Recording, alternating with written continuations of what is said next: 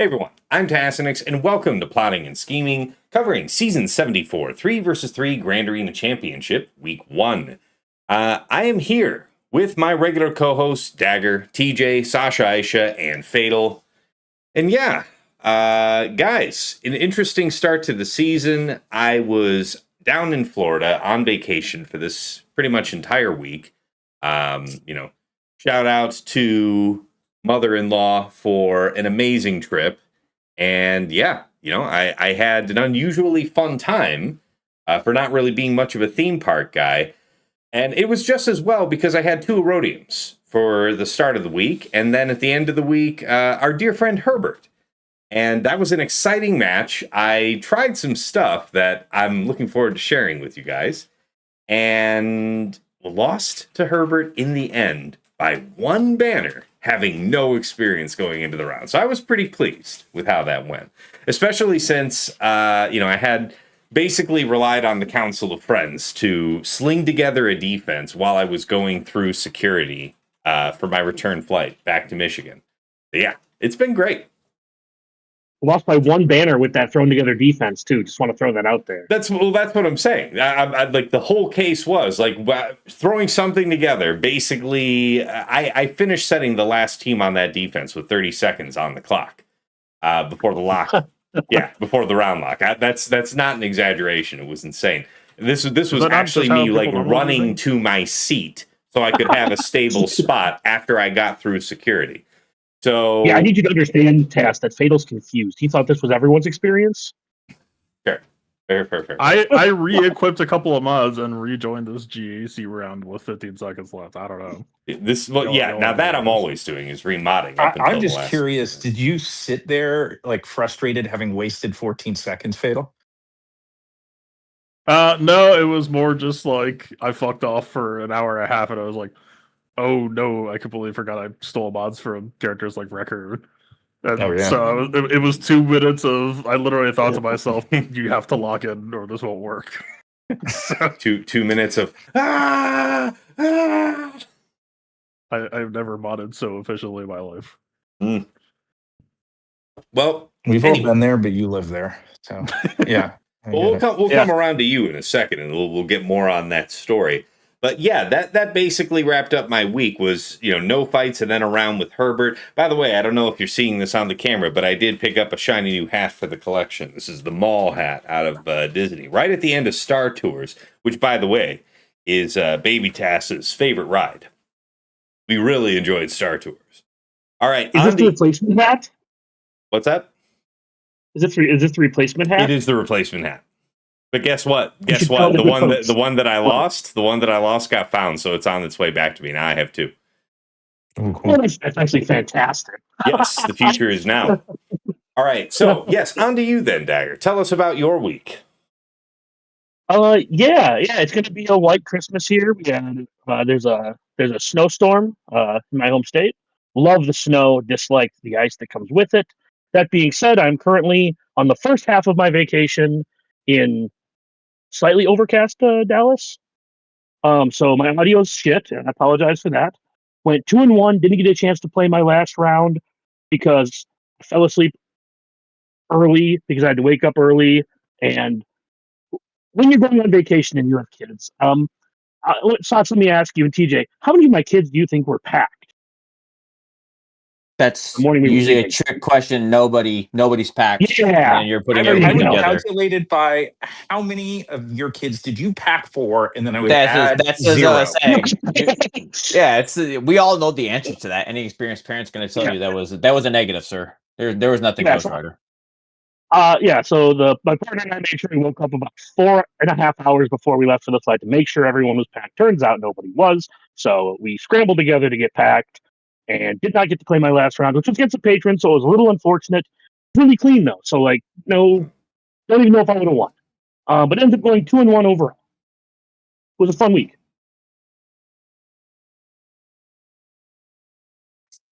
All right, sounds good, man. Sorry, I missed you finishing that sentence there.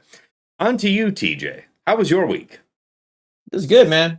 Back 3-0 this week. We'll say the last one, though, we went all the way through. Other one, they didn't get past my Ahsoka. This one, we went to the thing and Pirate King saved me. So 3-0 and got a pretty strong new bunch because we're at the time of the recording we're just locked for this week. So it's gonna be a fun one. Mm-hmm. Sasha, what did your week look like? I see we avoided each other last week. We did. I did get multiple legit rounds in at least, which was nice. But I had one Erodium. I went 2-1. Had a really fun first match with Baby Yoda, and that got like nice and messy, and had an abundance of learning involved. And I won that one. And then I faced Herbert, and it turned quickly into an efficiency match. We were 2 banners apart at ground, and then he was really efficient on fleet. And then I flew too close to the sun and blew it on fleet, so I lost that one. And then I took the third one off. But it just continues the theme of, I tend to have like more than my share of like deserved success against you and Baby Yoda, and less than I do against Herbert. There's a conflict of play styles there, I think. But nonetheless, it was a fun week. Very good. Very good. And last but never least, Fatal. What is the story? The latest from the front lines. Yeah, I mean, I went 2-1. It's I just don't really like attacker crowns, and I am completely checked the fuck out of this season, and I'm content to take away a 2-1, especially considering that I kind of just shot myself in the foot on the loss.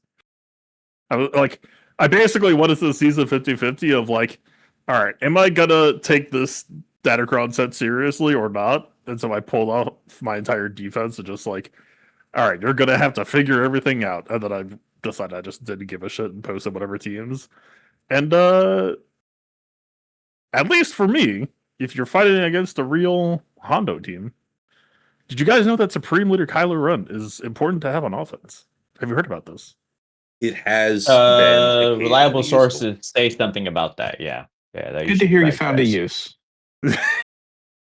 Yeah, it's vibes-based defense placing when I literally would have just betted better off touching nothing. Probably not the way to go. Can't recommend that experience. And to make things even better, I was like, yeah, Seer, that's a backhaul team, right? Which, like, look, man, they had OG Hondo, Silvo. Oh no, Hondo. I wasn't going to win with Seer anyway. No, I had neither. When I say I was checked the fuck out and not thinking and just like, hey, Malicos is an attacker. What if I gave him an attacker cron? So you didn't even blow it because of the new set. You just forgot where you were. You forgot about the pirate cron from last time. It's not even that I forgot. I was just checked the fuck. I literally checked the fuck out, head empty. Exactly. Like Yeah. Literally just vibes. I'm just like, I have attacker crons. What can I post on defense that would be funny with attacker crons? Jeez. And like, yeah. In your defense, you've been bloodied by kitten assaults. Yeah.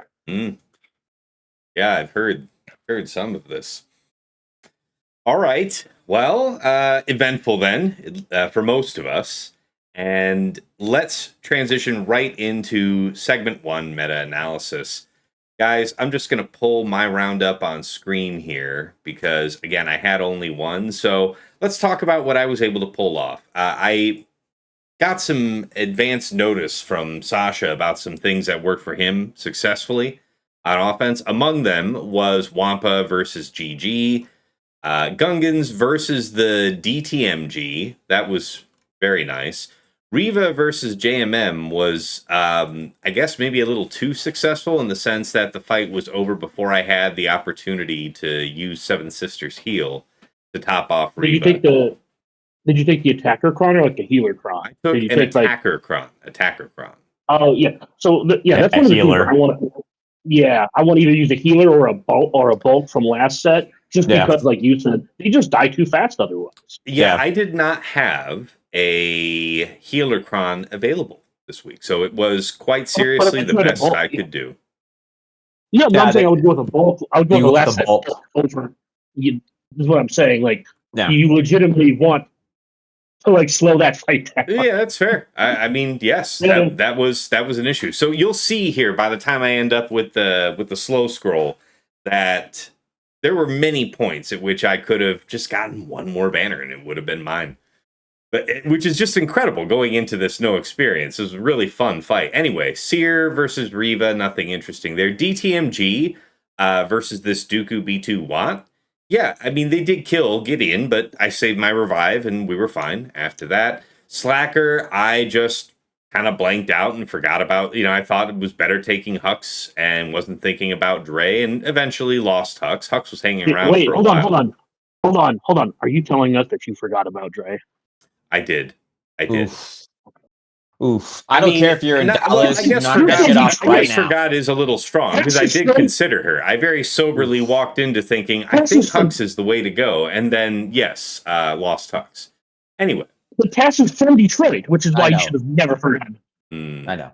But you should still be ashamed of yourself for even bringing it to the table. Fair. Now, Leia versus Rey, Ben, Swolo with the attacker Kron. And what was the stat distribution? Yeah, high armor penetration and health. So perhaps not ideal for this comp. But yeah, Leia Drogon R2 with the Jawa Kron still handle it. We did take, some banner damage. And admittedly, the fight was ended before Leia could ultimate. So yeah, it was what it was. Maz kicks Hondo versus Lord Vader with the attacker Kron, no impediment. Queen Amidala with just Master Qui-Gon, shout out to Fatal, applied against Malgar ISC in this case. And, they killed the summon over and over and over, but they were just not able to do meaningful damage in the turns between. And yeah, eventually just a random third from Master Qui-Gon started laying people out. Tarkin, Scorch, with some crons from last season, and I had this one available, so when I was looking at data, you could underman a Tusken team. Obviously, there was no attacker cron back then, but I decided to risk it because, just doing a little napkin math at this point in the fight, I needed to get like 559s on the last 5 attacks, to tie his ground score. So I was like, you know what? Obviously, that's not attainable. So I might as well take some risk and see if I can underman. So I went in with just the 2. And yeah, easy money. I just opened up with a Tarkin basic, just 1 first. Then went 3rd and then 2nd. And yeah, it went crazy. Oh, also one other thing I do. I don't use Scorch's taunt on his first turn. I save it till just after you get the buff dispel from Warrior and you're good. I don't know how important that was, but I did make a point to do that. JMK with Cat against Trench, just an underman. This one was really fun. Balin with the HK Cron. So I took it because people were doing this with maybe 2 characters last season, using Crons that had defense on it. So the closest I could come to replicating that was the 150% defense from the HK Cron. And it was against Finn Zori with OG Tank Poe, having the HK Cron, so that Poe fear effect online. And I will tell you, there were a couple points where Balin almost died. But in each case, he was able to stabilize, and it was on his 4th use of his 2nd special. That one shot the Zori and allowed me to start actually breaking through the team. And yeah, that looks like all that stress told, it was still under 2 minutes for the whole thing. Great Mothers in Morgan with the Trench Cron versus Sana Rolo Kara with an attacker Cron. So I expect this won't be the last I'll see of this type of thing. Good to know that, yeah, I just marked Rolo and ran it down after there. And then C-Bane is what I had, against this Ahsoka team with no Ezra. It was an attacker Cron, in fact. But not a tank. Not that it would have mattered for C-Bane.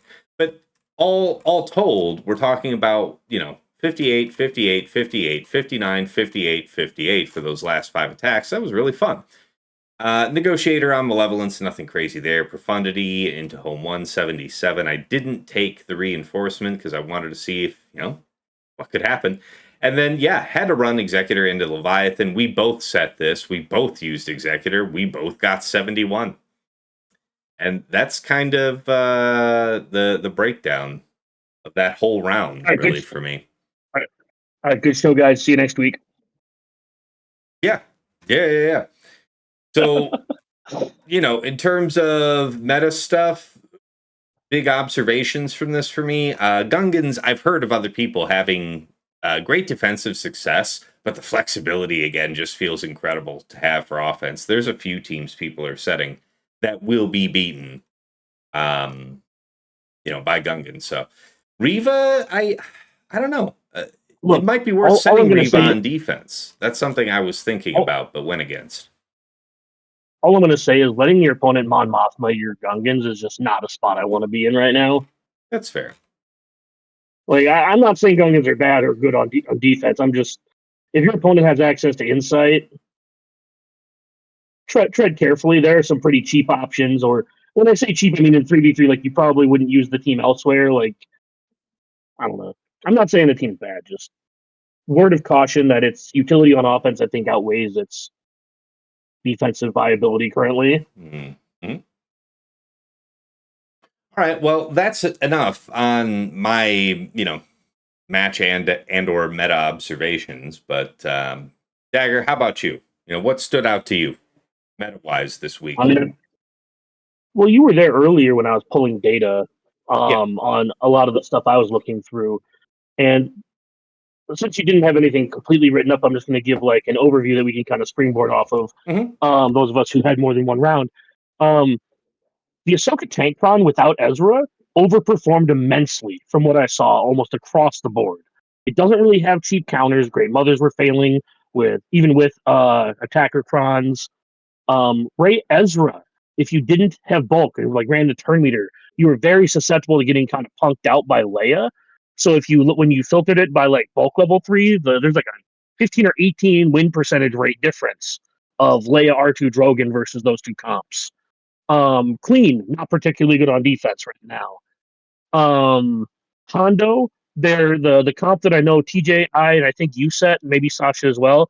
The Hondo, Silvo, Quiggled. The only real counter to that is SLKR, and it forces SLKR drain. So you can kind of remove. You can. This meta has been just this first week has looked really good on paper because it looks like you can really dictate what your opponent is going to use where based off of where you place a handful of those. And I think that's really cool because you're seeing some defensive viability with like skewers from things like the Rex Crex team and the Boba Fett lead Kron having some things you can exploit there as well. Even if you're willing to give up a 59 to a lone Malgus, you can set up bad banners elsewhere that maybe even will lend themselves to drops. So anyways, I'm really excited for week 2, and I just threw out a bunch of stuff there since we didn't have an itinerary. You guys we can bounce stuff back and forth based off that. Sorry. Mm-hmm. Mm-hmm. Well, how about you, TJ? What do you got to say meta-wise? What stood out? We all know the attacker's really good. One that caught me by surprise, which was cool, was facing the Tarkin team and then them having support. So I wanted to try ad red on it, but what happened with it is it put damage out or an indicator out to the Tarkin team, so they went stealth. So because of that, it was cool to see the dynamics. Tank Cron is absolutely gross on Ahsoka, but I put the support Cron on Ahsoka and it held for 2. So dynamically, what I'm seeing, and I praise it, and Dagger and I had a conversation about it. I praise CG being smart that with this DC set and the Relic Delta, the FOMO is real on who you want to R10 because it just changes the dynamics of the fight. I tried to find my data point for my round 2 because I faced one of the people who has an R10 in Ahsoka and the Tankron. I won with like 8 seconds to spare. I literally came down to the wire. It was everything, and Using I had to what, get. TJ? What were It was Leia. So it was Leia with Mhm. my best, because they did Terminator, which is smart. It was my best attacker cron that I could find and muster with crit damage. And they, of course, pulled and killed my Drogon, but I beat down Ezra fast enough to be able to ult and bring him back. And by that point, I think I was down to a minute and a half and had to kill Ahsoka twice still. Just completely just disgusting. Also, faced the round one, faced Rey, Ben, Ezra with the attacker cron, and also had to kill that with Leia. And also, the dynamics of the fight are, you can see where you are just going to get pummeled. And as we get more R10s, I think folks are going to underestimate that because it is just absolutely gross. So I got a wide range, but I like that we started commenting about attacker, but I am seeing a lot of great use on the support and tank and healer Yeah. with these level 6s, because you, not in 5s, let's just talk about 3s. 15 teams, the dynamics of the kits, if you don't read it and pay attention, I beat myself on that Tarkin team, and it was a cool idea where I wanted to try something old, and the dynamics changed the fight. Also worth mentioning,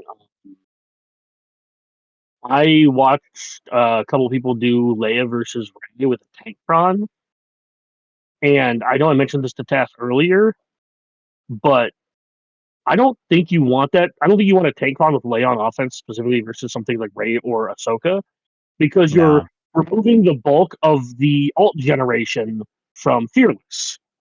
Now, having Leia taunt is really good, but if you lose like Drogon, like not being able to generate a ton of alt charge really, really does hurt you when you're trying to like close out a fight. So I think that Leia does want specifically an attacker cron, because they already don't care about the stealth and stuff like that from the actual kits. So I think a bulk level 3 attacker cron is going to be my default for Leia. I underestimated what I saw and what I felt. And I recorded the video of it, and if we want, we can go back to it. But also Rey versus also anything with tank prawn, don't take, unless you're going to end the fight really fast. You're just not going to shoot. Like, crit damage is going to stop mattering after about a minute and a half, because the tank prawn stacks 5% crit avoidance every time you debuff them. So the only thing I wanted to add is the turn meter is cool, but I'm starting to feel more of an impact when it came to, you wouldn't think so, but having the bulk on some of those key teams, I really felt the difference on what it was going to do. Like I said, I recorded a fight. I did OG Star Killer, and I'll call it whatever. I had the fight controlled until I completely didn't. And if it was turn meter, I think it would have been fine.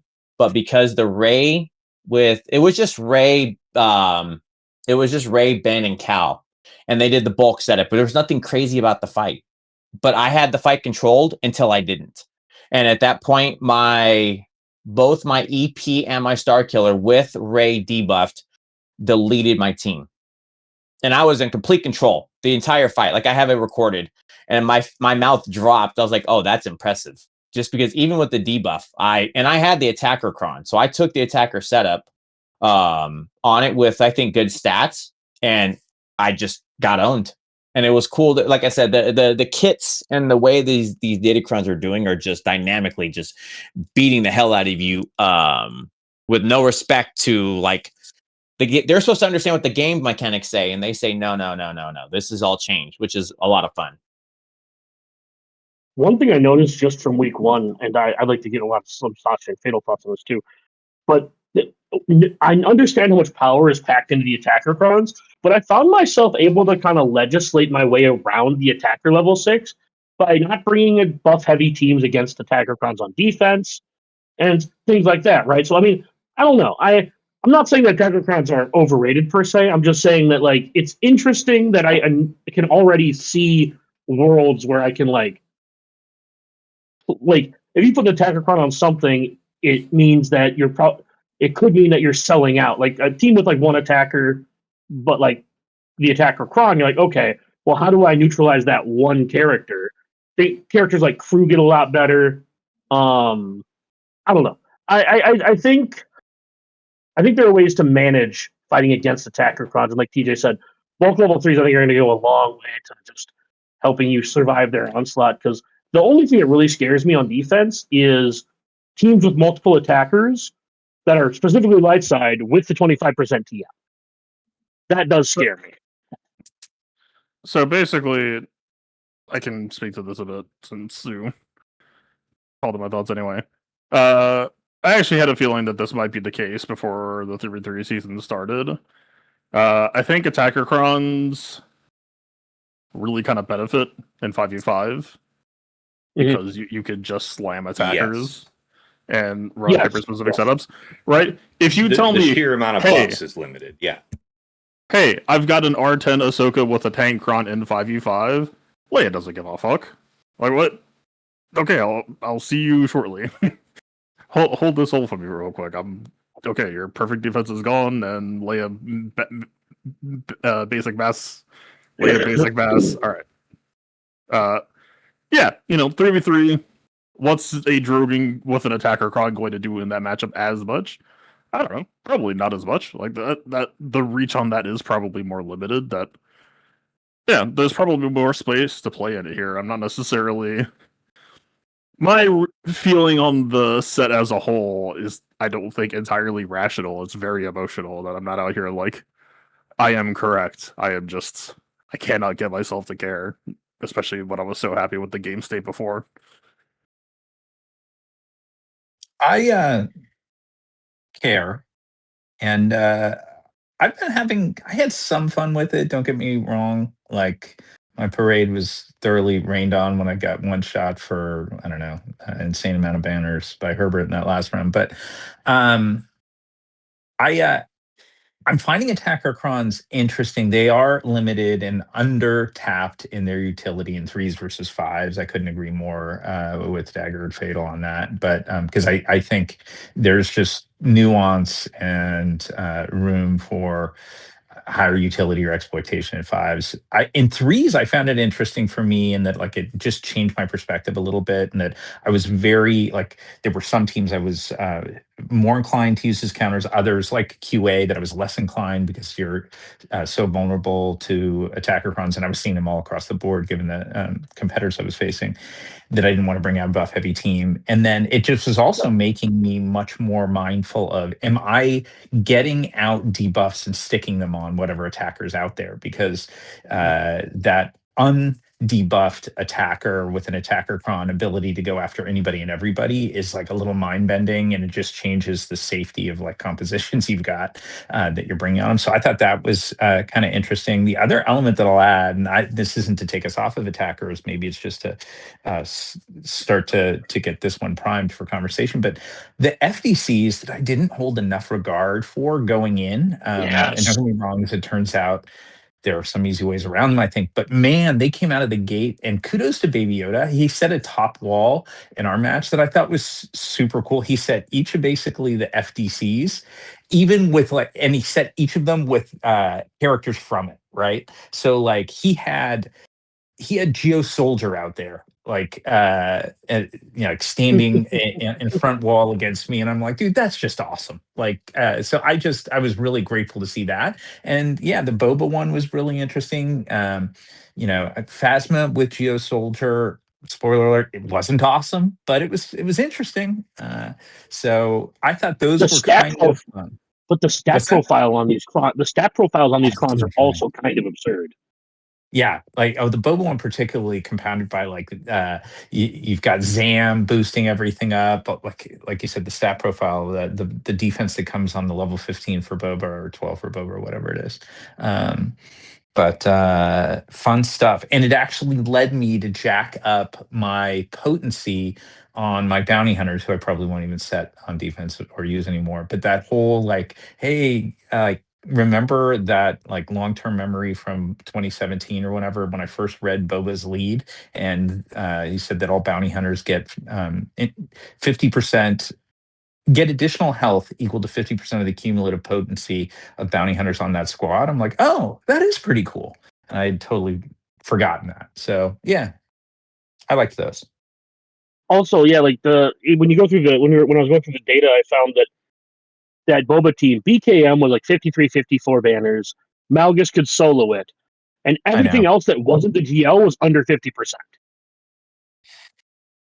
Yeah, the Malaga solo is a bit of a heartbreaker, but yeah. Yeah. But like I was telling like Tass this earlier, if you could get like Zori and maybe something else in front of it, or put this in front to draw the Malgus solo, there are ways I think to use the Boba team to kind of punish or reward your. You know what I mean? I think there's some push pull with that team. Should you want to do it? Not saying you do. You need to.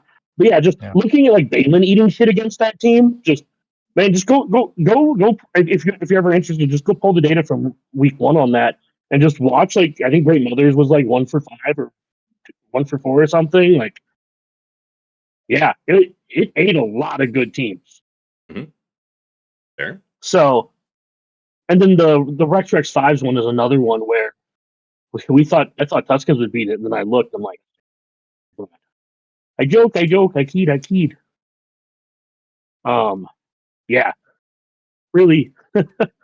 Well, what yeah, was handling that Rex Crex 5s? Because I didn't encounter it. I think Malgus. Malgus is the best team against it. Nice. This is why I'm saying like it's it's going to be a fun week 2. I think. Rex Crex 5 also still dies to Tuskens. Sure. I pretty much pulled that team immediately. But Sure. Did you 57 it is the question? No, I did not. But given how this week has been playing, it was not a concern. Very fair. All right. Well, yes, over to you then, Sasha. Other meta observations you wanted to include? So meta-wise, I guess we'd talked before, or I at least kept calling it out that like in the prior sets, my assessment of an opposing board and like thought on strategy was really kind of dominated by the application of FDCs, like where was the Rolocron, where was some of that stuff. This time it was a little bit more about attacker. So I thought that was interesting. Where was who had attacker crons and who didn't. But I wouldn't say that like totally changed things for me, but it did sort of change the priority on how I was like looking at an opponent's board. In terms of like bigger meta stuff, I was anxious about going against LV, and because of that, I think I just overinvested. I took C Bane against LV because I wasn't sure about just a normal Bane, and a C Bane was understandably super comfortable, and I had enough to be able to do that. But like that was one that was top of mind for me, and I think it's like the shadow of it's really kind of subsided. I'm not as afraid of it. I think I had just heard a couple people mention early on in the first match of last week. I had some friends mention that they got hung up on it or got blown out of the water early on. So that one was a concern for me. I was curious on the meta front about Ray Ben +1 with the attacker cron. I really thought, having had experiencing that in TW a little bit in just squad arena, I had a sense it's probably going to be able to hit really, really hard. And it led me to bring JMK in the first round. And I used Leia in my next round, and both ended up okay. But I was wary of that. I mean, in part, I think because what I went up against in a TW match was, I think at that point, the only R10 Ray and R10 Ben combo in the game, and it was it hit hard. It hit really hard. I can tell you this, Sasha. So I Yeah. fought against a Ray Ben Ezra, and on Ben's second turn, he did an AoE, and my Drogon's like 97, 98k. But that AoE that he did was 137k. Yeah. Okay, so my fear wasn't totally unwarranted. No, I lost that fight because he just deleted my Drogon. I guess the only other thing I'd add for meta that was interesting to me and a little frustrating was there was a glitch that I experienced. I know a bunch of other people did with Keller and Beck, where Jocasta got her rifle Yeah. throw right out of the gate. And that cost me in my matches a bit. In that, actually, no, the first one I brought Inquisitors and it opened with a Grand Inquisitor AoE with an attacker cron, and Jocasta opted out immediately, so she was gone. But in my match against Herbert, she got a turn and she killed JKR like immediately. Maybe my mistake for bringing JKR instead of like JKL or something else. But that glitch kind of sucked, and it made me. I did not set Jocasta and Keller and Beck against Herbert, but it kind of made me wish I had to at least balance it. But I'm hoping that's a glitch that's gone soon. Yeah. Also, she doesn't animate. She also doesn't animate when she counterattacks. There's no animation to her counterattack. The game just pauses, and then you get hit for damage. Okay. Yeah. So very good. I didn't have the rifle throw happen to me, but I did read it happened to a few people on Discord. Sad to hear it happen to you too, but definitely, yeah, man. Oh, that reminds me, Sasha. For my battle, I would say my match though, because I blew it myself on Fleet. So I know well. I guess to everyone else, I know Fatal probably has more to say than TJ, but what are your guys' thoughts on race splits? Because I was telling Tass earlier that just perusing through the data, I don't see a real reason to put Ezra with Ahsoka if Ahsoka Watt with a tank run is basically oppressing almost every off counter out of being like 80%. The only thing I'm going to add, and I was looking at this, one, the best non-GL to me, like I was looking at the setup and I watched a whole bunch of stuff, and then what Sasha was talking about, Bane with like Darth Vader and the Darth Vader Cron was like an unholy combo with the attacker setup. You don't even need seed. I know you talked about it. Almost any streamer I watched who was doing Bane on LV was just crushing it. And it just, you basically go through. So but here's what's funny, what it kind of aligns with what Dagger is saying. Where I see there are drops with doing the Bane the attacker 2% or whatever else is Ahsoka with Watt. There are timeouts on Ahsoka. And this is where I'm where I'm so surprising. Again, threes, right? Just in threes. The tank cron with the Ahsoka, she's a monster. I tried Queen and I can't show the data. I just got hard stopped. That it just basically made my team look like shit. And then I had to go back because there was no Watt, there was anything else. I still had to go take my Great Mothers for the cleanup on the attacker cron.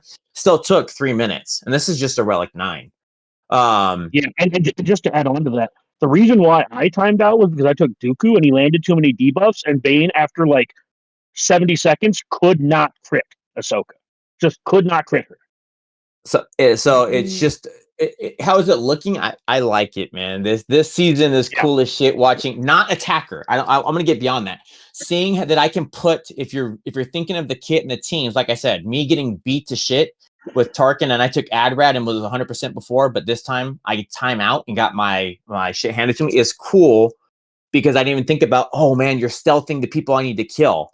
Jabba with support cron is literally loaded wild.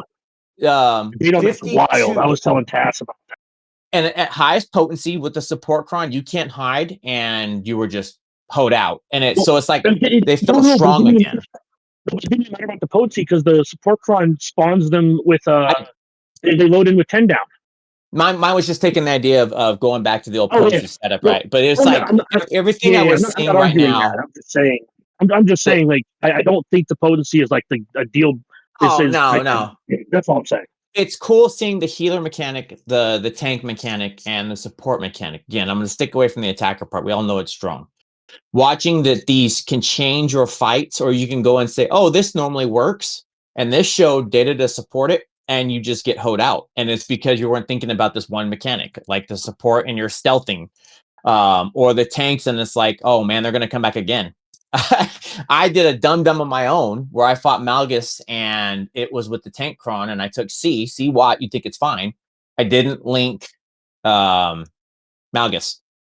Oh no, I didn't link Malik, and so because of that, I timed out against the C versus Malik, and that's my own fault because I was like, oh man, I still have to deal with them twice. Why didn't I link it? So it's great for right now with the spice and the variety and dealing with that level 6, man. So much fun. Very fair. Very fair. All right. So that was Sasha, then TJ, and Fatal. Other specific meta highlights you'd like to bring up here? LV attacker sucks ass. It's fake. Literally just don't press the one Maz Kanata button and press the other Maz Kanata button. Yeah. Speaking of Maz Kanata, I heard that Relic 10 Lord Vader can possibly put a crimp in that. What have you guys heard to that effect? No, it's Maz kicks OG Hondo, and you just.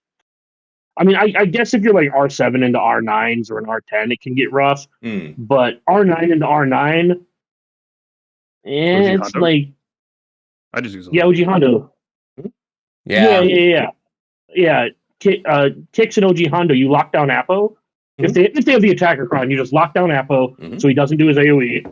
And then they sometimes kill either Maz or Kix. Kix will revive, then Kix will revive Maz, and then Lord Vader dies and the whole team falls apart. Alternatively, you can just not push the button that kills everyone, push the other button that kills LV, and you can keep everyone alive. Basically, yeah. If you let Oppo play the video game and you don't fuck with him, his first move is to get rid of all of your buffs. And in Attacker Cron season, that's a pretty neat thing to let him do.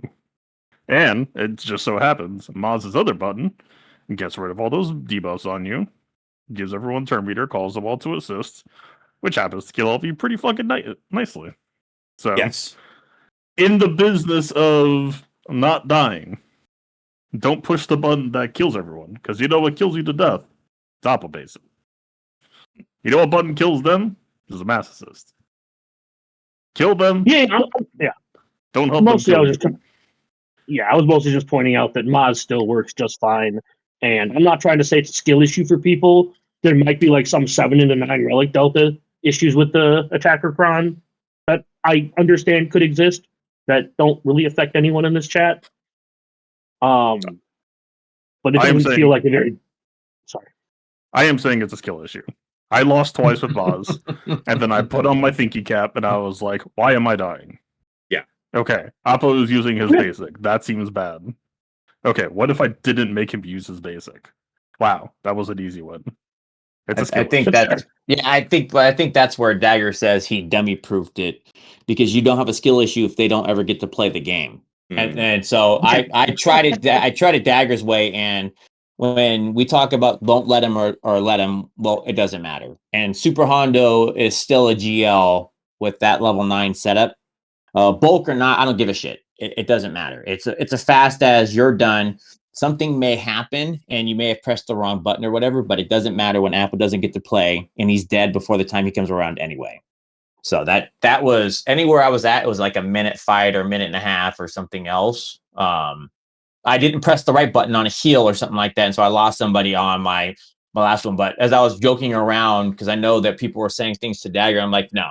I literally order 66 LV like it was nothing after a minute and a half, and I decided let me heal up for some banners, and then it was like CX2 alive or something like that, and I locked him back down and then finished it off. It's stupid dumb, and when you don't get to play and it's 2 versus 3 and Super Hondo counts as 4, it is what it is. I accept that. Yeah, but both times I did it. The first time the clones were able to kill Kix once, and then he revived. And then the second time I did it, they were able to kill Maz. That Kix then brought her back. But Lord Vader was dead before anything meaningful in the fight happened. And I'm not saying that OG Hondo's like the end all be all.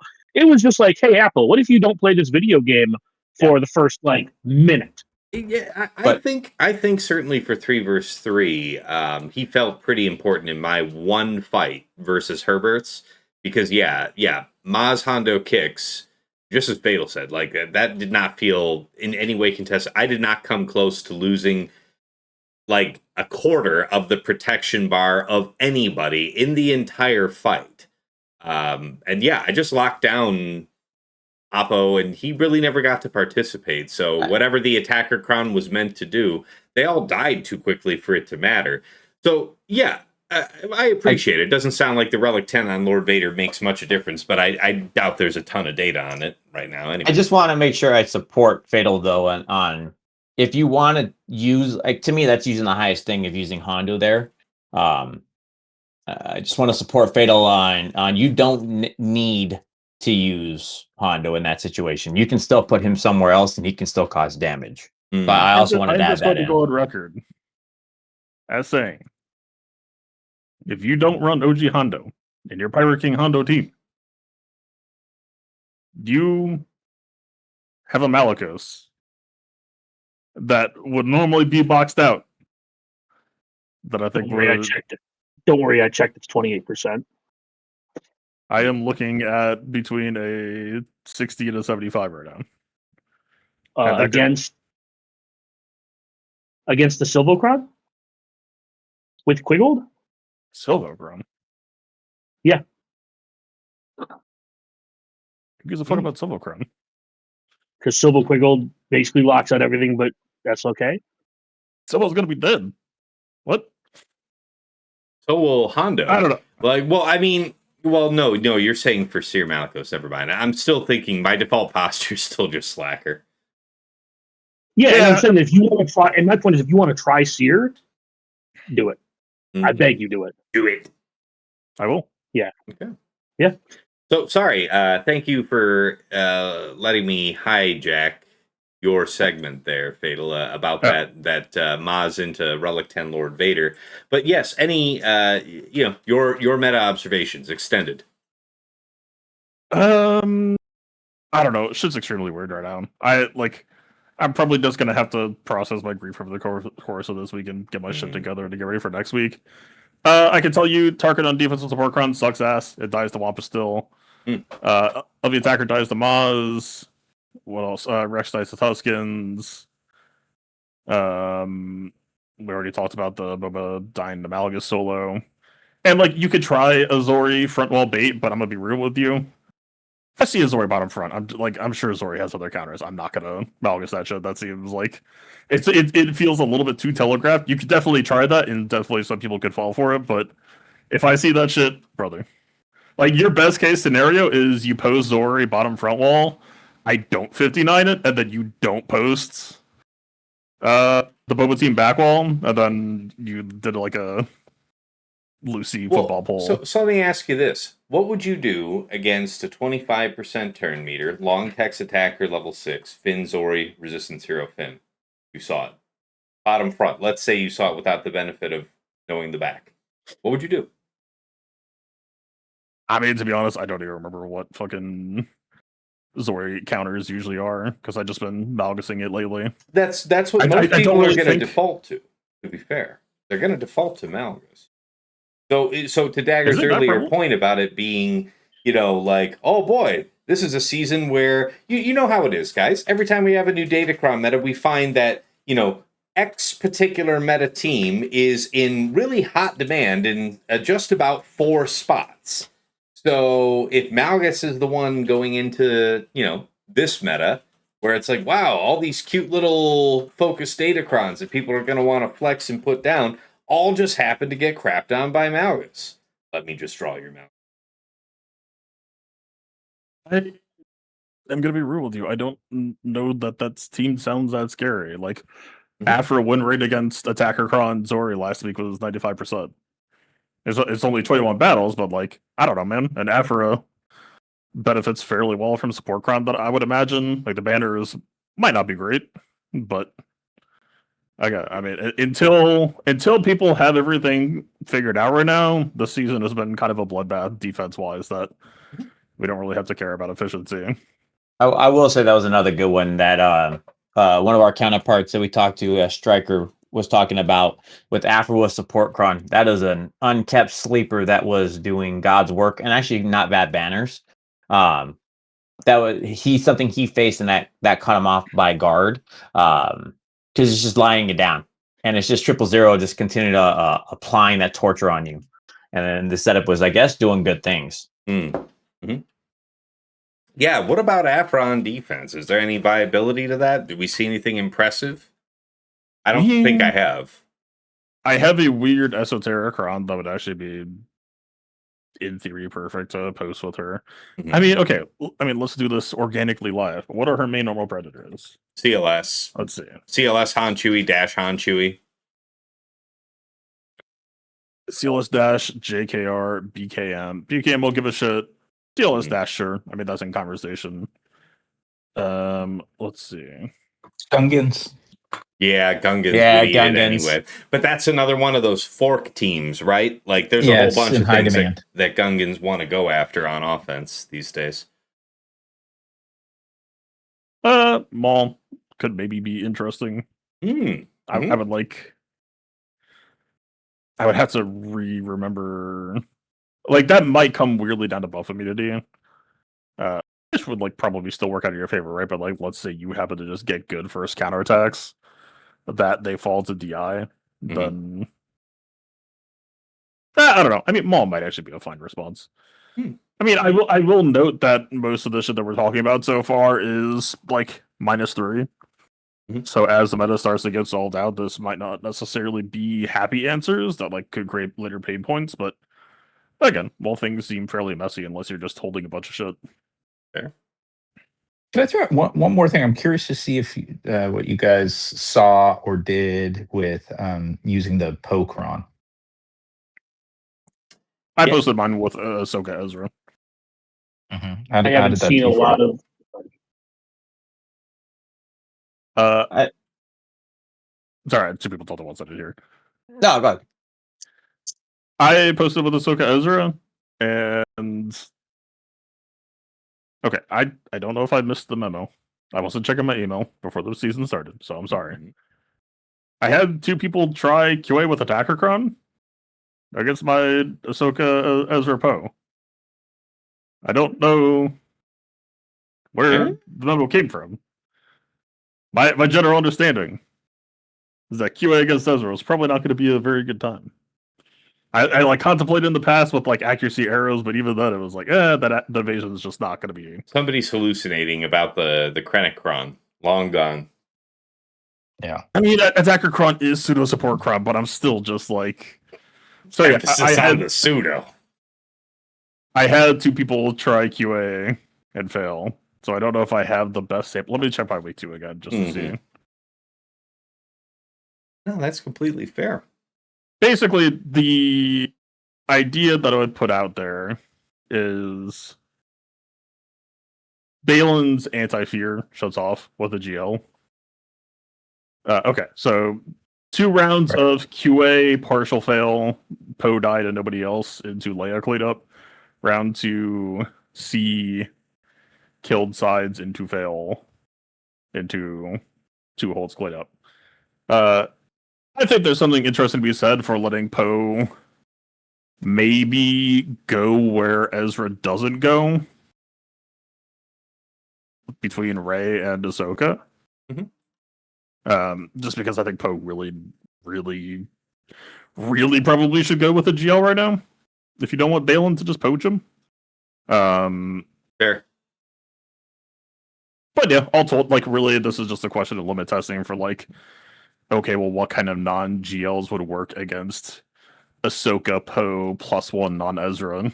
And like that would be kind of one of the battlegrounds. Gold rush, if you will. I also sent you a DM of just filtered by Pokron on defense in Kyber 1. So you can look at what people were setting it with and what people were using against it, and it doesn't look to move the needle in almost any very, very much, but I think it's going to be more impactful in 5s for sure. Yeah, I'm actually pretty okay with these banner counts on average. Yeah, I mean it's fine. I'm not saying it's like terrible. I'm just saying it I feel like it meets expectations for what you'd be looking for. Sure. Yeah. -3 on a lot of that. Sort of by banners here. Yeah, there's me. They found me. There's my Balin solo. Yes, Jabba solo takes it out. Yeah, how did you guys feel? No credit given so far today to Jabba. Thoughts about him? on defense, on offense. What has he been doing for you of interest? Support Kron, it makes Night Sisters' life hell. Outside of that, you get throw an attacker Kron on there, also makes the Night Sisters a little more difficult. Mhm. I don't know. Feels like a defense team this season, at least week 1, maybe week 2. Maybe we figure out something cheaper. Haven't seen Gungans be successful versus it. I mean, overall, I mean successful. Like, there have been people who have won, but it doesn't look like something I'm willing to risk. That's He good. feels like one of the pieces on the board that can shift with the very natural, like cyclical change of first week. People tend to hold more because of the uncertainty, and he's one of the tricks they want to keep in the bag to solo something that they're confused by because we don't know what beats it. That is, as we come up with as we get access to the data that shows us the alternative options, that he starts shifting more to defense at the higher end. That's my gut. Okay. Well, guys, thank you. We actually had a good bit about meta-analysis. I was a little afraid going into our conversation it was going to be Attacker Kron, woo. But I'm pleased to see here in 3 versus 3 that just the nature of us having a couple less teammates limits how dangerous it could be for our own team to stack up buffs fighting Attacker Krons. So appreciate that. Sorry, you had something, Dagger? No, I just coughed. Sorry. Oh, no worries. All right, Still so on the tail end of being sick. yeah, well, let's move more or less briskly through our favorite attack or defense. I mean, for me, it really can't be overstated how much fun I had sweating my ass off through this Balin fight. So I know I've already talked about it. Based on previous season data, I just inferred that using a Kron with high defense or the highest defense I could wrangle was going to get the job done. And there was a couple points where he died once again, but otherwise it was able to work. So as others have said, if you don't want this Poe to be eaten up by Balin, as Fatal has said, consider sticking with a GL, or maybe this is a particular ability that might get a little more legwork in 5 vs 5. We'll have to see. Dagger, how about you? A singular attack or defense that really stood out to you? The one that like stuck in my craw was me being a dipshit and just looking at insight for what beat Great Mothers, and I took in Balin, and then after I lost, I went and looked at the fight again and was like, oh yeah. The numbers weren't looking good, eh? No, there's no Marathon. There's no Marathon this season. It's true. Yeah. Because that's what I said. Like, I felt like a dipshit. I'm like, oh. I was like, oh, Balin beats this. Cool. Use Balin. Absolutely eat shit. And I'm like, why didn't this work? Went and checked the fights. Oh, yeah. Yeah. I'm dumb. All right. That one stuck in my craw just for being a dum-dum. Because, yeah. I appreciate it. TJ, how about you? Your favorite singular attack or defense? You're on mute, by the way. So this is the part where you're just, talking into the... Yeah, I was talking on mute. Sorry. Just trying to be good.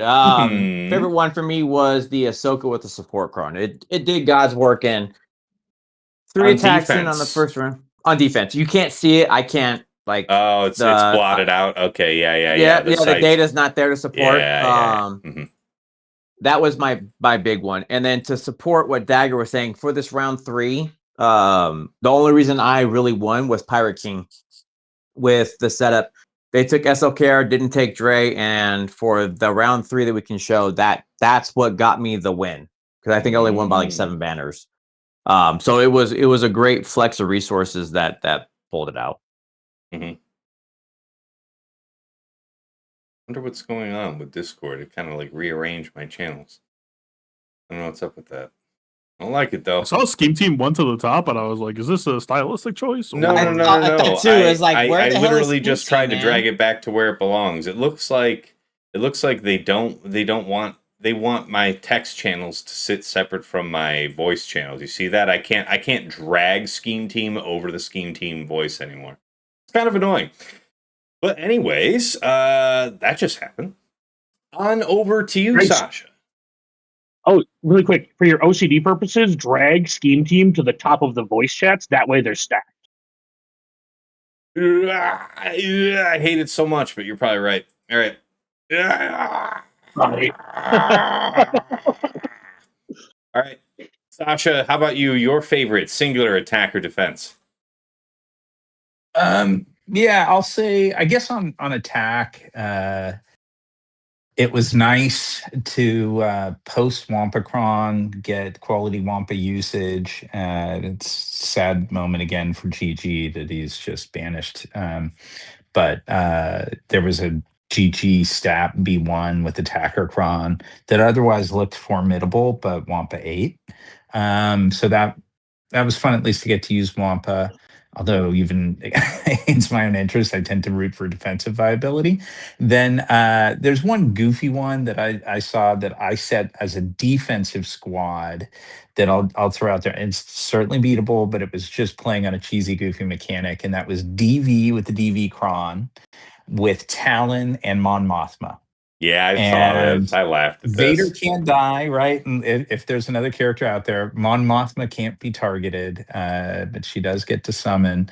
And Talon likes to play her stealth shenanigans. So I think if I was going to be an ass, I'd set that in the back row, but I set it up front. And Balin was one of the two options that I thought was like pretty clear. I figured Inquisitors or Balin would be able to take it out, because the whole point being like you have to kind of aim at DV for most of the time, and the dude just can't die. Meanwhile, his dots don't disappear. But Mon Mothma, particularly without all of her like leadership benefits, you don't realize like how much they like the Rebel fighters and Mothma squad gets boosted by everybody gets sort of a collective 8% of everybody else's health and protection and all that, and she doesn't get that. But that was a goofy, cheesy one that I put out just for the fun of it. I like that. All right, on to you, Fatal. Your favorite singular attack or defense? I have a bad habit when I do the show, but I kind of just say the shit that would probably go here in meta. I don't know that I really have anything else. I do the same, but just highlighting it, like why it was your favorite. Because I talked about that Balin at a couple points, but like it really was my favorite just because I didn't have to go that light, considering I was probably going to lose anyway. But I did, and it was fun. I mean, whatever grabbed your attention. Pick a single fight. I will honorable mention the BKM squad that I fought in round 3, as it was just, I had all of my, you have your class of teams that you use to clear bottom front non-committally. They have no real job, but they're pretty strong. And I just had all those teams posted. So I tried to play the game of like, can I kill this BKM with Healer Cron for cheap? Yeah. So I tried Finn. That came painfully close to winning. I actually think if I maybe just gave that team more speed budget, that actually would have won. It like, when I say painfully close, I mean the motherfuckers were about to die. The savior had already been consumed. It was just the BKM barely pulled back ahead. If that won, BKM would have been shit. But that was like, close but no cigar. Tried Enoch because he had no job. Just with random set 14 dark side. Like, I guess I could have done dark side buffs. I just went dark side bulk instead. None really serious behind it. Turns out Ancestral, because Ancestral counts as a heal, it just perma removed Blight pretty much on command. So, back out nowhere. Inquisitors are increasingly just kind of becoming a paper tiger. So, that barely killed IG-12 with Deathmark at the very end. But Brawly that got nowhere. Afra, not a roll cron, just a jaw cron, but didn't really get anywhere. Maul didn't really get anywhere. And then I eventually just ended up using CLS in that one. But I don't know. That was just like if I am trying to think of a fight that I haven't mentioned, that was just like subverting expectations. I appreciate it. That's a good one. I like the highlight there. All right. One last question. Something Sasha. What? Now I have to look back and look for it.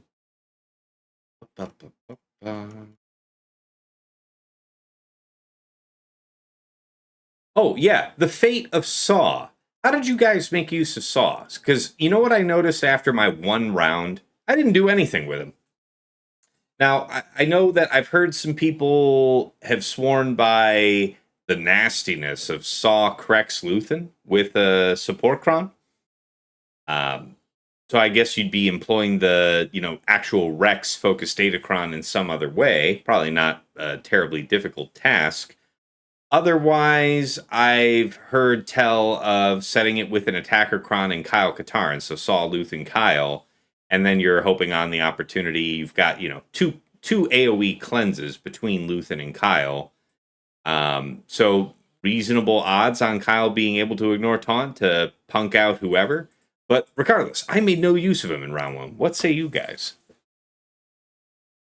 I had the same problem, and then earlier today when I was looking through the data, saw support on defense had like 3 different counters that were 85% plus. Saw attacker on defense was not good. So probably just saw Luthen if I see like Beck or Mace or whatever it is. Saul was working great on offense right now because he's got a lot of tools. Yeah. That's where I was finding a lot of use. What composition in Kron, though, to be clear? I think I went Krex just because I saw something, but where I was being able to find was a lot of variations of use. Is the Saw setup with the support cron not being able to hide, and or there was one high profile team, I want to say round 2, so I can't even show the data, but that pulled me at 57. Where I was needing to stay better. So Saw on defense, I don't think there's anything that stops Balin if that's what you want to go through to do it, or Inquisitors, or the normal go-to counters. But on offense, with the setups, because you can go turn meter, you can go bulk, you can go gain offense, bust if you want. I was looking at where it can support, and it was finding me like to the level of like Balin or something else. So a good solid B team, and Saw was the answer, which was nice. Even going fatal if you want to just go 2-man something. I feel like it's got a lot of strong support right now. No, I appreciate that. I mean, I think Saw Kyle could possibly beat LV, but the problem is I think you have to go second, which means a remod. I just have not remodded at all for this season. So that's just gonna continue. I mean, fuck it. If mods are solved anyway, I'm not gonna try that shit because Saw has good jobs elsewhere. The problem is people are posting dog shit teams. So like the only Saw sample size that I really have for you is like I saw a QA once, and that was still a comfortable, easy win. That's like okay, so definitely merit as an offensive consideration, regardless of the setup. The thing that I will say is this new Luthen style that I've been working on for a couple months will radically shift your perspective on the team. And yeah, it just, if you give it a shot and you see what that man can do to people, where you just double tap for 300k per tap, that tends to be an opportunity maker. That if you're like, I don't know what to do with my Saw Gerrera,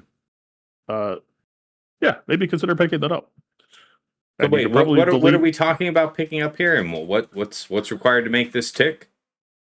So for those who don't know, Luthen, I mean, all summons, of course, share stats, but Luthen has a pretty solid stat share with his summon. The summon also seems to have respectable ratios, and of course, the commander passive. Basically, let me pull this up, but I want to say off the top, it is something like the summon inherits 75% of Luthen's crit damage, 100% of Luthen's offense. The summon and Luthen both have like 55% base crit chance, so the summon gets 100% of his. So yeah, I've got it on screen for us. You can see it. Sorry, I was digging into my Discord to find it. I got you. Well, now I have to go back. So now I am not had. Fuck. I'm losing control. All right, here we go. Yes, it is a 1.0 critical damage ratio. Yeah, and Luthen's is also about a 55. So basically, the way that I have Luthen set up, I don't know, I haven't done the math on the 75% transference versus the 100% offense.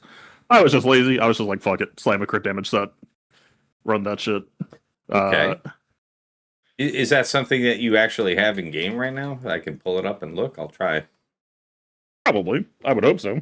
I have not looked at my mods for the season, so I am Yeah, not all right, here you responsible go. You went with full... Oh, I like this. Full protection primaries. Very interesting. I don't like that. Oh! Well, I mean, it's highly... Well, I see the merit in splitting the difference in the sense that I could imagine a number of circumstances where you would like your soldier to not immediately fall over as soon as he's focused, and if you're not going with your normal defensive setup, maybe this is a way to split the difference while still having significant offensive potential. But what do you feel is the ideal here, please? Everything you just said is true and rational and reasonable and responsible. And false for some reason. Not really. The only thing I would really say is it turns out, because the summon also technically does just get to come back once. And your team tends to pop off fairly fast at like, it's okay if your summon dies once to a Queen Amidala mass, because your next move is Luthen gives the summon a bonus turn, or the bonus turn fucking kills someone. So I don't actually remember putting him back on Forest Protection. In 5v5 in recent seasons, he was on 3x Protection Crit Damage Triangle. And I think that's probably fun. Like, if you look at my secondaries, we could easily swap over to a Crit Damage Triangle and supplement Protection as well, if we really wanted to hybridize. I think that's a good idea if what you're saying is true, that you're not really relying on the singular tankiness of the first one, because you do get the freebie at the very least. Then yeah, I could see the merit. Yeah, he just needs a budget shift. Like, I min-max my Luthen much harder in 5v5 because, of course, that's more demanding of the summon to live and also kill. So, if you don't mind sharing, then, it sounds like the 5 vs 5 modding, while probably fairly close to this, is a bit more restrictive. So me, that's what I would mod for, because I'm trying to mod for not needing to really swap between 3s and 5s. So what do you see as the tune-up from this? Aside from switching to a crit damage triangle, what would you want to see otherwise tuned up going into 5s? Crit damage triangle, better protection secondaries, better defense secondaries, maybe some offense secondaries. Maybe you do the math on offense set versus crit damage set. Notably, not more speed you're mentioning. I mean, speed I view as if you got it, bring it, but... Yeah. But a lot of people would fret about that. But especially, like I have the 380 speed Luthen in the speed set, right? So surely there are a lot of players that are otherwise in speed sets thinking about, oh, wow, if I wanted to switch into something like this, how much is a reasonable amount to really give up? And it seems like you're more or less comfortable giving up the better part of 60 speed to have this stat profile, and I think that was worth mentioning. To me, I mean, you've got Saw Gerrera. I've got my Saw Gerrera super fast, and your Saw Gerrera's first move is to increase their cooldowns and possibly blind and TMR everyone. I will point out that dispels buffs. We are an attacker cron meta. Perhaps don't push that button. Perhaps that button throws away your damage.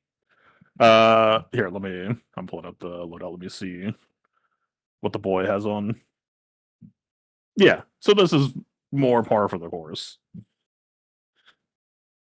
What's that? And yeah, I'm taking a screenshot. You'll see it shortly. Okay. Basically, this really is just like pick your poison, choose your own adventure.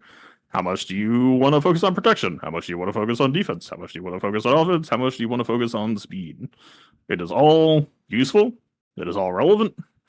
And you will get different flavors. Like right now, it looks like I favored a bit more on offense. I was feeling myself a little bit. Maybe didn't feel too vulnerable. So like everything except for the square, which has, the offense primary, because I'm not a OG player cheater. has that percent offense, really just pushing all the damage. But if you show me a Luthen and you're like, hey, yeah, kind of focus more on percent defense secondaries, that's valid. There's nothing wrong with that. That's rude. Very fair. But yeah, Right. I like straight up genuinely has reignited my love for this team. And hey, for all I know, maybe this is underexplored on defense too. I am hesitant to do it during attacker con meta with the team being buff man that it is. But I would highly, highly recommend, especially if we're talking about Saw on offense, give this build a shot and tell me if you don't see that summon in a different way. I have been jokingly calling him real Drogon, and I am increasingly not joking anymore. I'm actually very excited about this because recently I've been feeling stress on my speed sets at long last. And to free up a speed set of the likes that I have on Luthen to engage this kind of purpose, I'm really excited. So I'll be looking into this. I mean, we're at the time of this recording, we're already after the lock for week 2. So yeah, we'll have to get in where we fit in. We need to talk to CG to see if, since Dagger has to record on Tuesdays, we need to see if CG can reschedule GAC to Wednesdays. It would be nice. It would be nice if they would. As they are all raptly listening to this podcast, hopefully they'll get back to us ASAP. It really is the least that they can do. Well, hopefully this is only temporary till the end of the year. Then I'll be more flexible. But the holiday season has me much less. You don't worry about your side. We're going to work on the CG angle. There it is. Oh, but that's perfect. That is perfect then. Okay. Don't mind me then. All right. Well, all right. Appreciate that, guys. That indulgence on Saw. This was actually informative. So really appreciate that. I've got something to tinker with now for week 3. It's fun as fuck. I'm looking forward to it. I really am. I'm going to start tinkering with it as soon as we're done with the recording. No joke. All right, guys. Let's sorry, what? Real quick. Do remember when you play this. Luthen self-assists after the summon. Or after he does the summon bonus turn for the Big Duke. You do your first Luthen turn is special 1.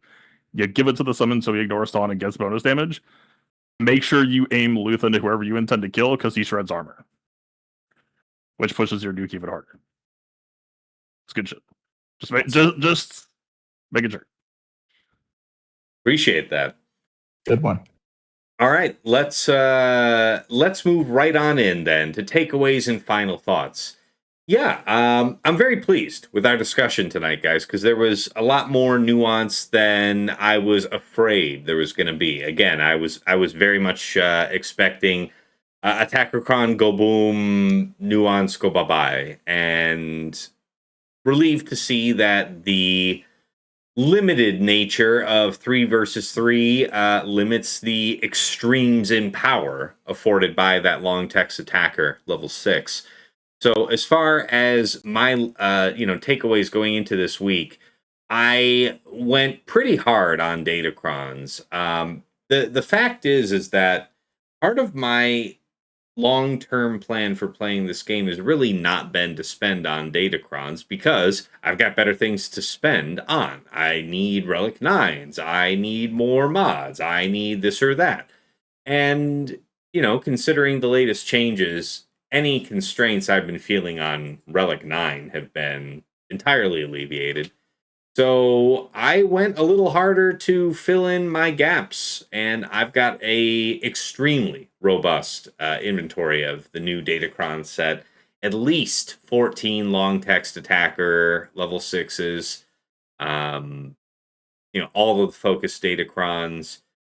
As far as tweaks that I made going into this week, yeah, I did Relic 10 Lord Vader, which was always going to be something I was going to do, I don't know, probably after the first 5. But quite honestly, when I had it in my hand and I heard about this Maz thing, I was like, I might try it. I was going to do it eventually anyway, so it's fine. Which has given me an interesting little modding project in the sense that, with the added bulk, I've got a lot less to worry about in terms of being up and over 300,000 life total. Now I can actually try and slice away a little bit of survivability in favor of pushing up over 13.5 offense. And I'm not sure that's going to be determinant in this Datacron meta. But certainly in the future, I feel that pushing into this is going to reward me. And honestly, as a Lord Vader fanboy, I've never believed in the concept of Lord failure. So, I want to believe. Next ones, though, on deck, as far as Relic 10s go, thinking about Leia, because that's going to be a really sweet optimization. 565 speed, about 196,000 health is what she would look like. 71% armor. That's a really strong one on the horizon. And otherwise, yeah, considering our discussions, maybe I need to think very seriously about Ben and Exile Ezra as some of the next two. But lessons, though, are few as far as, I got one shot to use everything in this one round. But yeah, I'm excited. I had a lot of fun with it. And even though I am cursed for this first round and I have yet another Erodium, I'm hoping for some experience in round 2 and then a more interesting round 3. How about you, Dagger? Your takeaways, final thoughts? Well, your time as a Lord Vader fanboy has been long, long known. We know you love him. Outside of that joke, I guess, but no, I don't know. Not a whole lot of lessons learned outside of. I think Fatal said it earlier. Like a lot of this was to be expected in threes. We talked about it a lot during the in between about how the attacker crons being able to pick up additional attackers for their 3 and 4 man cores for the attacker crons, I think is going to matter a lot more. So I think 3v3 is a chance for these other ones to shine. And I'm glad you brought up that point about the relics too, because the combination of relics being more affordable than ever, like resource wise in game, paired with there's close to no chance the next cron set is better than this one, did make me go in on this set a lot harder than I normally would have. And by a lot harder, I simply mean I definitely used 2 full calendars and did the 100s every day. But yeah, I have all 4 focus data crons. Like Tass said, I locked in week 2 with 15 attacker crons, long text, 3 healer, 5 tank, 3 or 4 supports.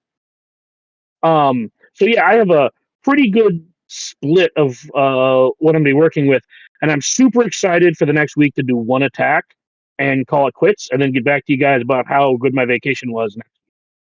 Yeah, we will look forward to your quick notes about the vacation next week. Appreciate it, Dagger. On to you, TJ. Your takeaways and final thoughts. Yeah, I think resource management is going to be a bigger application. I think obviously week 1 everything was scarce for those who would be modest with their spending on it. I know I did kind of like Dagger, and then now into week 2, I'm feeling pretty satisfied with everything I have. Where we get to go. Agree with the relics. I understand the relic delta is going to be there with players who have more R7s, more R8s. I just pushed another 3 or 4 to R9 today alone, I think, just because of the ability to do it. So anyone of significance? I did Darth Vader because I saw that was pretty cool. OG Cal took Good choice.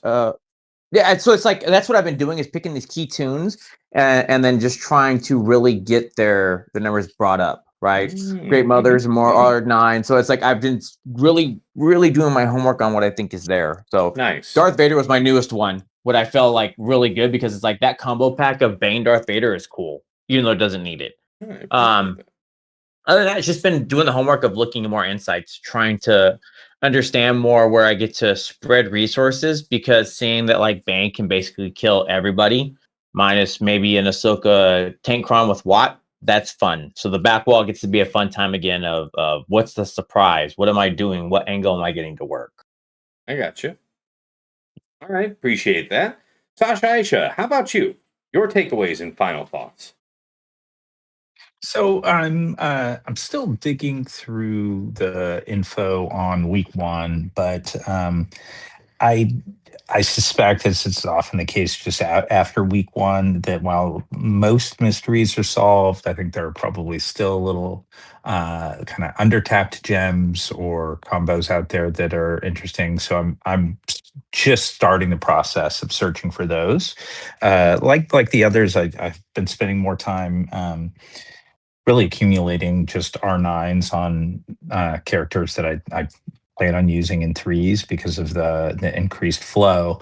And I'm enjoying that. Like it's just a good feel and a resource and collection game to have a gate opened. And I realize that's a psychological manipulation I'm subjected to, but regardless, I'll take whatever, I don't know, dopamine or whatever the hell it's given me, and be happy. Um, and I guess the one of the things that I'm as sort of a last thought here is maybe more of a prompt for myself is I'm going to look at some stuff that I have traditionally, or at least going into the last couple seasons, three seasons, thought of as offensive squads that I've leaned on, and because I feel like there's some pretty good offensive options, and see if maybe I can repurpose some of those to defense, just to try and shake things up a little. So that's a little bit of my like higher level preliminary thinking, under not fully hatched, but that's where I am. No, I like that. Good stuff. And you got to keep some things close to the chest because there's a small chance we might even see each other this week. We'll find out. Yeah, at least I'm happy to share with you everything. I won't be sitting on my back wall that you don't need to be ready for. So no That's problem. right. Yeah. Hopefully you'll be sending that Chief Chirpa team at me. All right. Yeah. Oh, you got it. Over to you then, Fatal. Your takeaways, final thoughts, last word to the folks at home. I do not know what my next R10s will be. I can say they will probably not look like everyone else's. I'm not like those other girls. Dude, R10 just fucked up. Attacker Crons for me just kind of fucked up everything because yeah, but do what I'm doing. Strip it from your mind. Assume that it is a transitory thing and think of the long-term effects of Relic 10. Yeah, surely some candidates rise up there for you. I mean, I already made that full list back in the day. Yeah. I know that Wrecker's up at the top of that for you. I'm just gonna have to go remeditate on that shit and resit with it because again, I think R10 is pretty unimpactful, or rather, better to say, it is impactful in very, very specific ways, and you want to leverage that shit for maximum effect. At least if you're like me, and so I'm basically just gonna have to. I'll probably just do it on the stream at some point. Just sit back down with it. Remember what the last meta was before this, and what that played like, and then plan for what things are gonna be like 4 months from now, and just apply that way. But I can tell you, it's broadly either going to be tanks on defense or units that I use to undersize on offense that I need to hyper perform. So Luthen probably high on the list. Maybe Qui-Gon, Padawan, Obi-Wan in some respects, but I kind of doubt that they need it. They seem perfectly fine as is, to be completely honest. Yeah, I don't know. We'll see. We'll see. All right. Looking forward to that.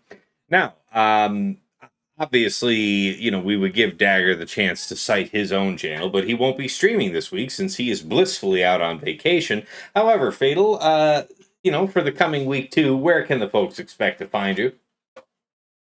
Twitch.tv/PlaybookTV, YouTube.com/theplaybook. I think by the end of this week, I will have worked through my shit. You'll have overcome your malaise. Yeah, it does not help that the TFT set is finally got me to play TFT. Actually, TFT's been fun. I've been doing it just the last couple days, man. Glad to hear you're into it. It's fuck, man. This is the first time that I played TFT that I was like, damn, I want to keep playing TFT. It's that I wasn't fun, just man. A 2-day tourist. I'm enjoying it. They did a real good job on that. Yeah, no, it'll be fine. As we talked about in this episode, Attacker Cron isn't nearly as polarizing here as it is in 5v5. There are definitely still some sharp moments where it's just All right, I will go fuck myself for playing the video game and daring to have buffs, but that is less everywhere here than it is in 5v5. So Fair. Yeah, I just need to stop being a bitch and get over it, and I'm sure there's fun to be had. I will say my position going into week 2 is I am skeptical as fuck. Half the shit that people think is good is good.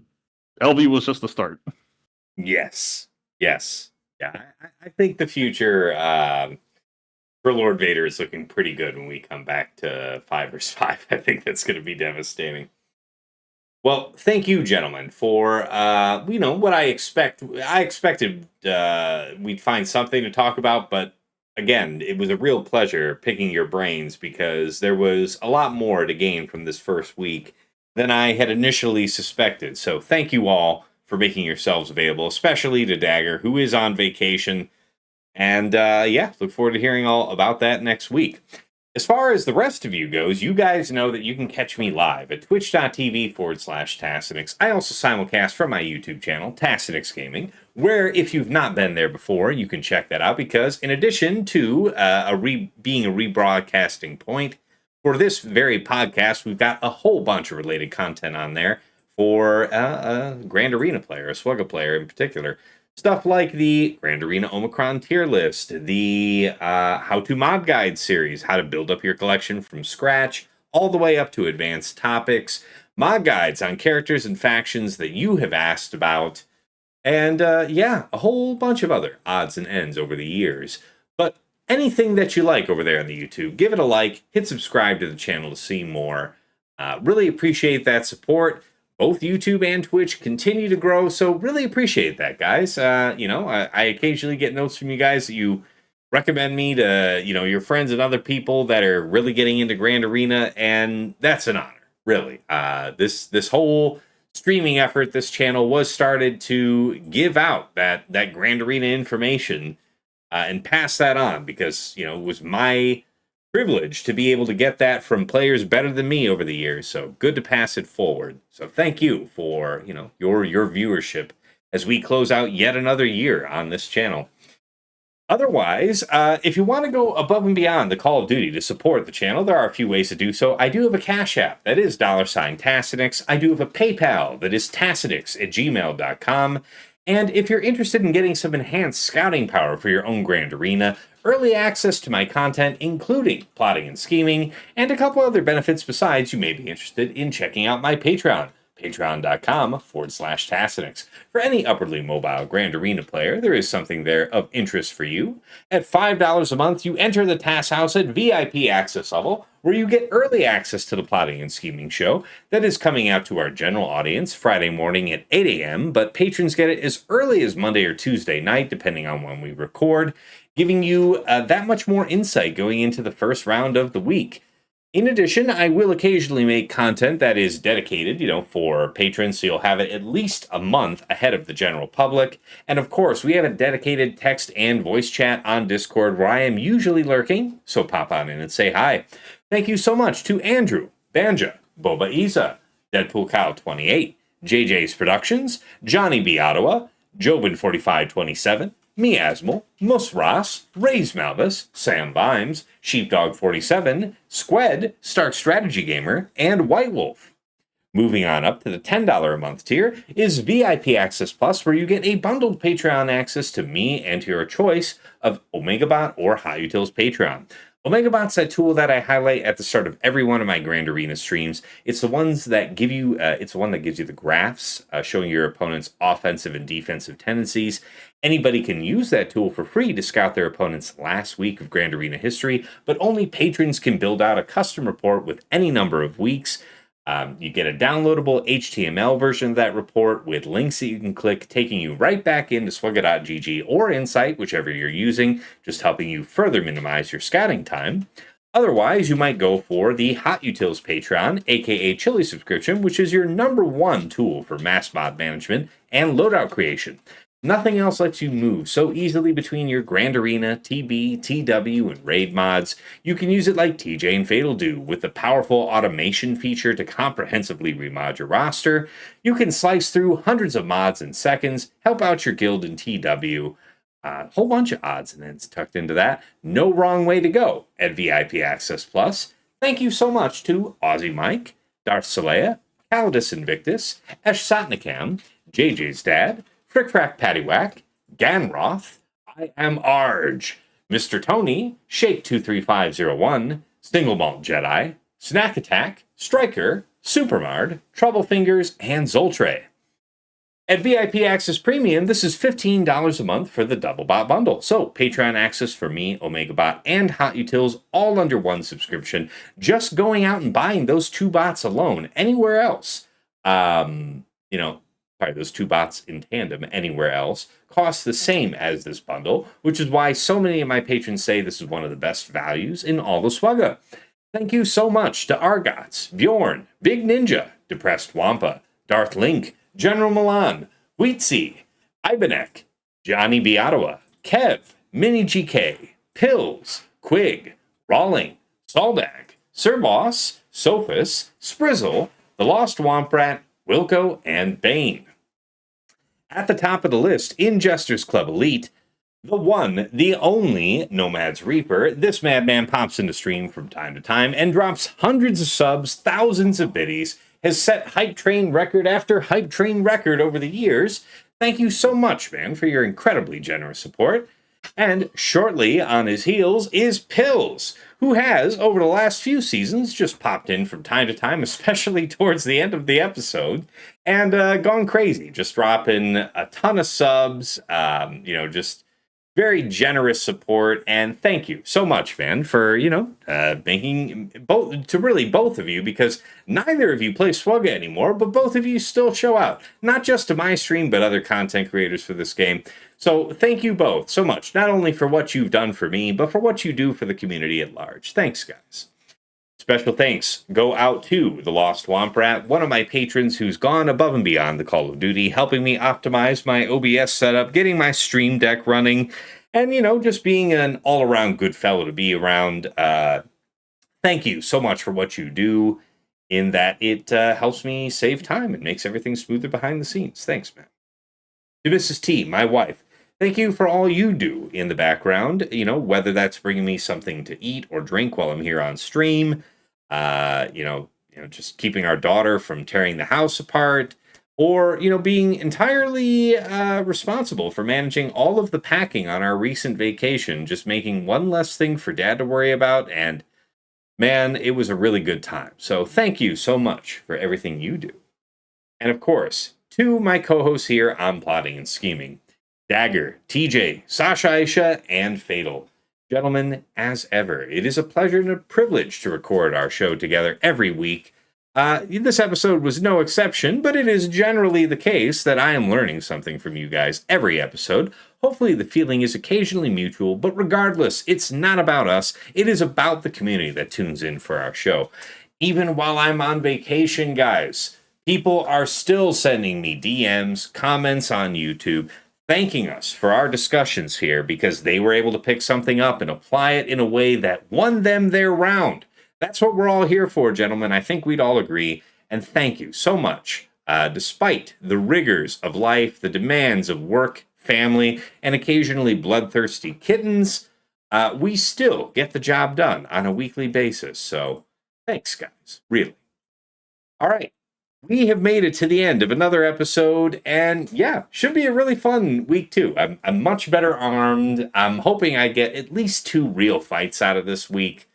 Less erodiums would be better, but I almost dare not hope. We'll find out, and until next time, it's been real. It's been awesome. Been real awesome. Take care.